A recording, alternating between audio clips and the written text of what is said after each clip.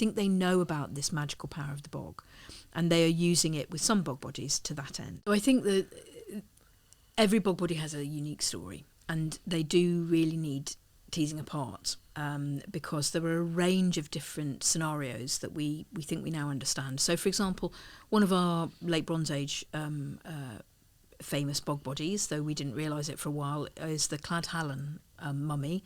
It's actually a composite human being made out of, I think, 3 different individuals, male and female, old and young.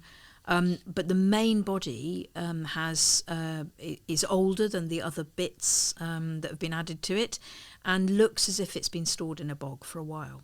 It's got classic kind of peat staining. Yet the body itself, as this composite, I would say ancestral figure, was found underneath the floor of a roundhouse excavated by Mike Parker Pearson and his team in the Outer Hebrides.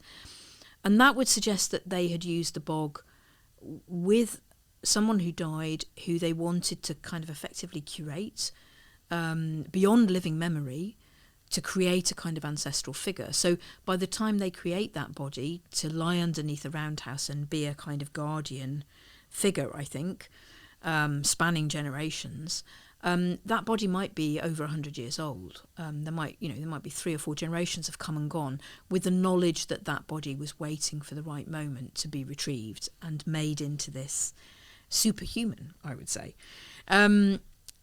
Now, and I think they know the bog works like that because they are storing things in the bog. So bog butter is one of the substances that we find in vats and cauldrons and beautiful kind of vessels. And from later historic sources, there seems to be a very keen knowledge about the fact that the bog stops time.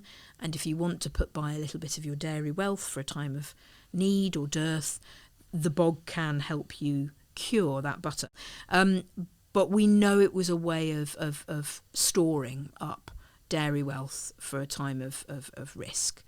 And if they know that the bog works like that on butter, and they're digging peat themselves for their hearths, for peat charcoal, for ironworking, they're going to be finding things in the bog that have not decayed. So I think there is quite a strong, we would see it as a scientific understanding. I think they know about this magical power of the bog, and they are using it with some bog bodies to that end.